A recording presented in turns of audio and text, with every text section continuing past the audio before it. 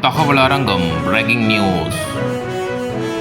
அனைவருக்கும் வணக்கம். அஸ்ஸலாமு அலைக்கும். இது உங்கள் தகவல் அரங்கம் சமூக ஊடகம். நான் உங்கள் அஹ்மது ஜியாம்.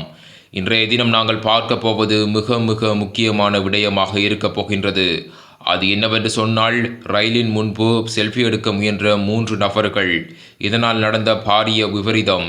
இது சம்பந்தமான முழுமையான விவரங்களை பார்க்க போகின்றோம். எனவே வீடியோவை நீங்கள் முழுமையாக பாருங்கள். இரத்தினபுரி பகுதியிலிருந்து அனுராதபுர நகருக்கு 3 பேர் வந்திருக்கின்றார்கள்.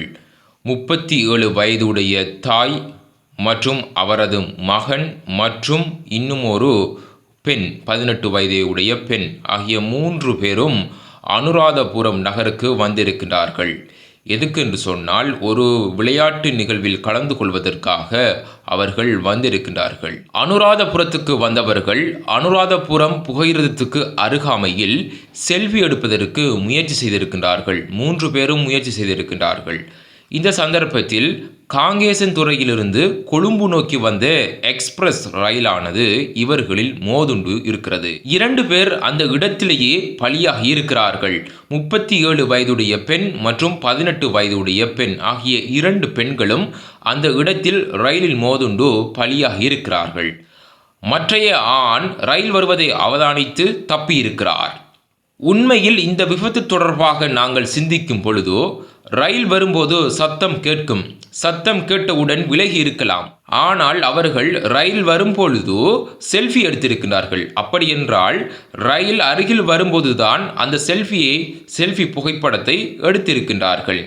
இதன் போதுதான் அந்த விபத்து இடம்பெற்றிருக்கின்றது. உண்மையில் மிகவும் ஆபத்தான ஒரு விடயத்தை அவர்கள் செய்திருக்கின்றார்கள். இதனால் தான் 2 பேர் உயிரிழந்து விட்டார்கள்.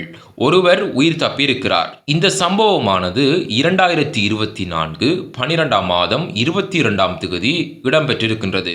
குறிப்பாக உலகளாவிய ரீதியில் இவ்வாறான விபத்துக்கள் ஏற்படுவது அதிகரித்து கொண்டுதான் இருக்கின்றது. ரயிலுக்கு முன்னால் இருந்து செல்ஃபி எடுத்தல், ரயிலில் பயணித்துக் கொண்டிருப்பவர்கள் தொங்கியவாறு செல்ஃபி எடுத்தல், வீடியோ எடுத்தல், இவ்வாறு அலட்சியமான ஒரு செல்ஃபி மோகம், வீடியோ மோகங்களால் தூண்டப்பட்டு இளைஞர் யுவதிகள் இவ்வாறு இறந்து வருகிறார்கள். இப்படியான விடயங்களை தயவு செய்து யாரும் செய்யாதீர்கள்.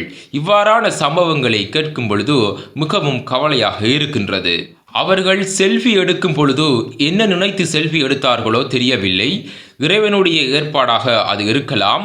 மரணித்த 2 பெண்களினதும் ஆத்மாவை இறைவன் பொருந்திக் கொள்வானாக. இத்துடன் இந்த வீடியோவை முடித்துக் கொள்கின்றோம்.